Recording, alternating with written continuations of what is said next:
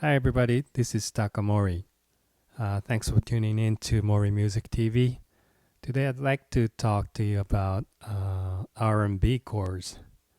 We're going to start with E major 7th with typical R&B embellishment to it. So without further ado, let's get to it.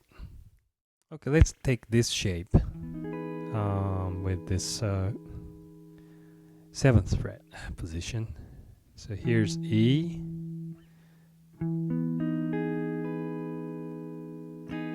I'm sure you know this shape, but it's a root on the 5th fret, and 5th you have major 7th here, and major 3rd on the 2nd string, B string, and you can play 5ths on the E string, high E string. So this is a typical E major 7th chord, right? So what I'm doing when I'm doing gigs is that, just leave off the pinky. So it sounds like this. It's more like B over E, but just for a little bit. Then as soon as you hit this chord, you hammer on the 2nd string to the 9th fret to play the 3rd of the chord. So it's a teeny a little embellishment like this. So that's one thing you can always do when you play a major 7th chord. No matter, if you're playing C major 7th, D major 7th, E major 7th.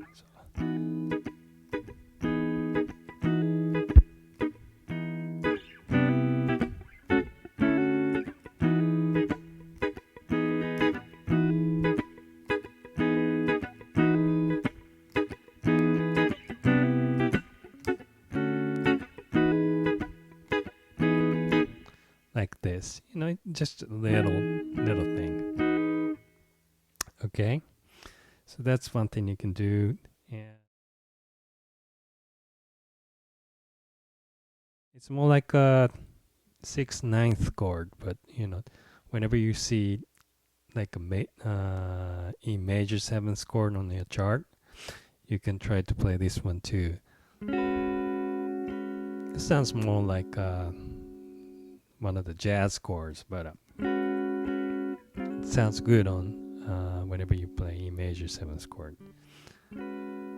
So this one, typically you don't need to play the root. So from D string you play 6th fret, which is the 3rd of the chord, and this is 6, and this is 9, right? And top is 5th.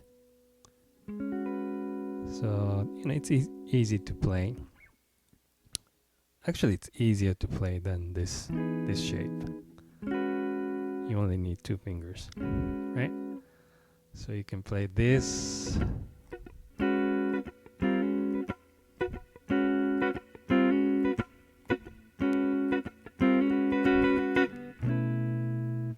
So yeah, pretty easy.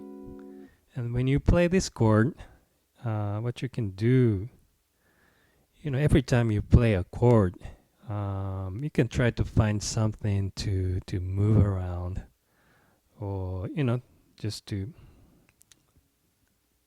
add something to it. When you press this chord, you already have this. I'm using the ring finger to cover the 1st and 2nd string, both 7th fret, right? So it's easy to utilize this and move, slide up and down like this. So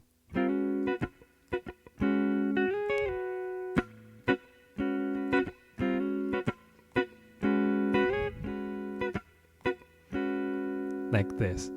So it's pretty easy. Just when you have to move it, you just let your index finger go and just slide up and down, right? You can, play each string at a time, or at the same time too, or twice. As long as it sounds good, you can do your own.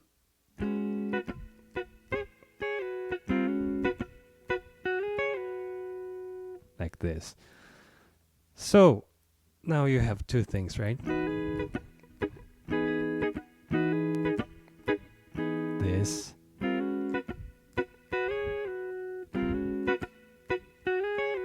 like this.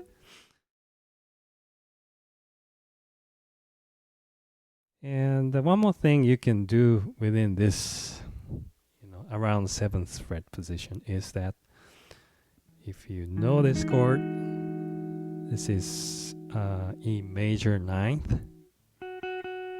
This 9th note is added to the major 7th chord.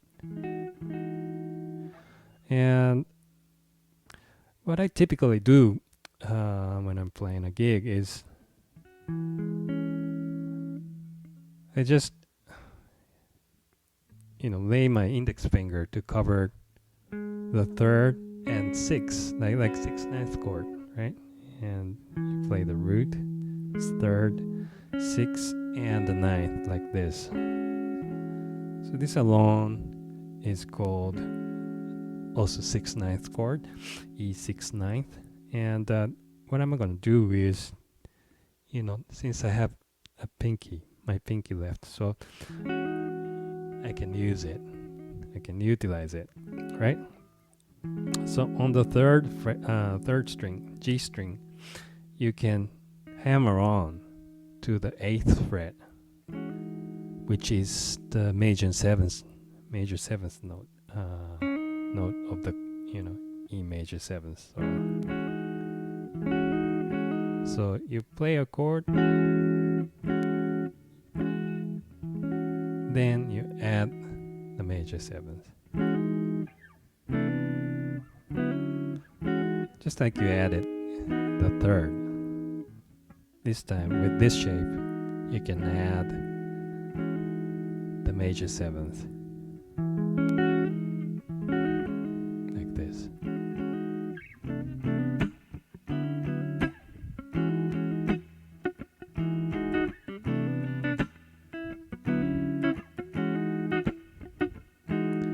Or you can do, vice versa, like, you play a major 9th chord first. Then you pull off with your pinky. Can you hear that? It's a little thing, but, sounds good.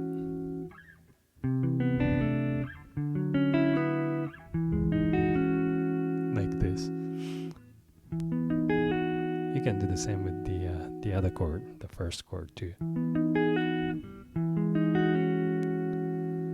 So those are the things you can do with a major 7th chord in this particular area.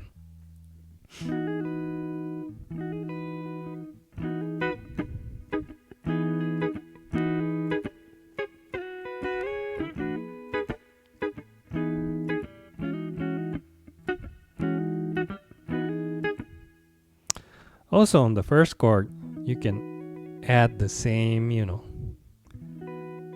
same interval to the 1st string. And this becomes the 13th. So you can do stuff like this.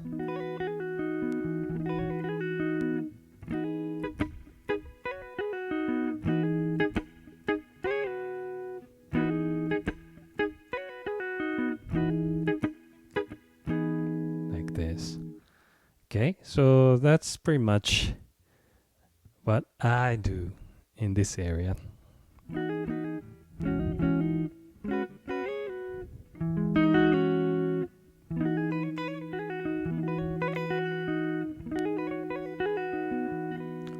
this. Another position I'm using a lot of times is this 12th fret. You know, the root is on the 12th fret too, right? On the 6th string. So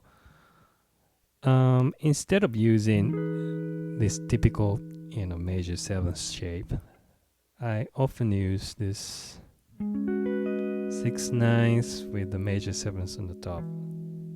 You know, I'm not really playing the root, but you know, if you want to, you can press the root with your ring finger too. So it looks almost like A flat minor chord without the fifths. But this chord sounds really good, you know. David T. Walcott.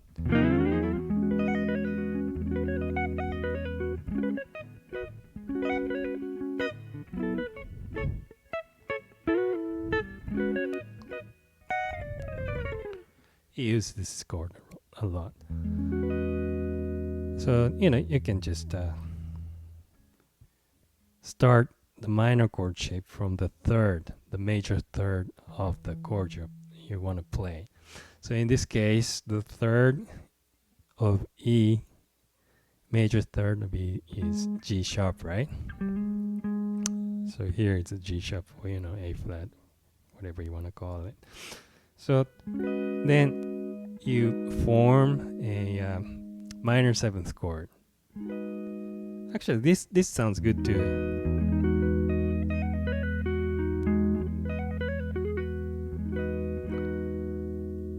But I prefer to just leave off the ring finger because it's easier to play something on it.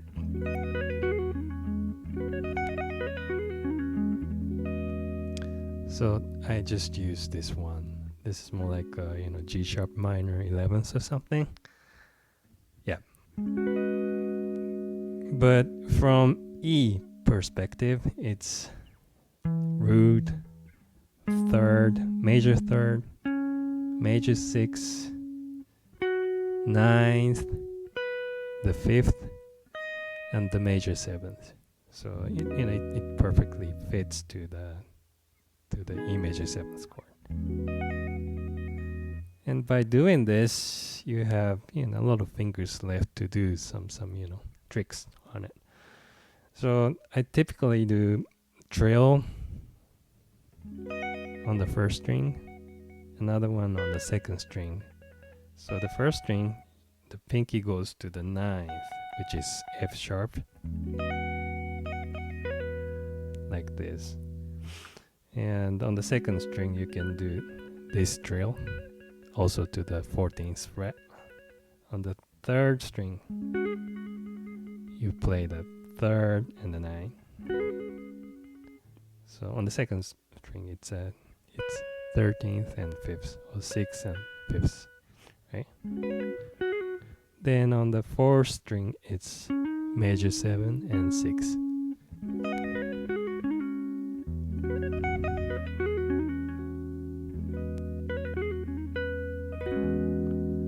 Like this.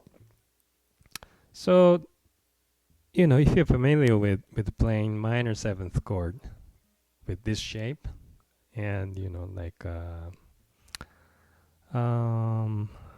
so let me think of you know, that lady of Isley Brothers,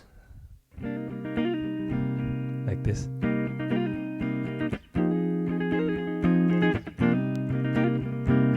So it's almost like you know, the same movement.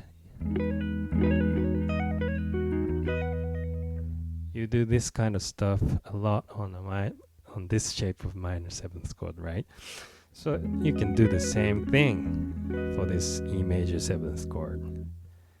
So, you know, a lot of things you can add to one simple major 7th chord.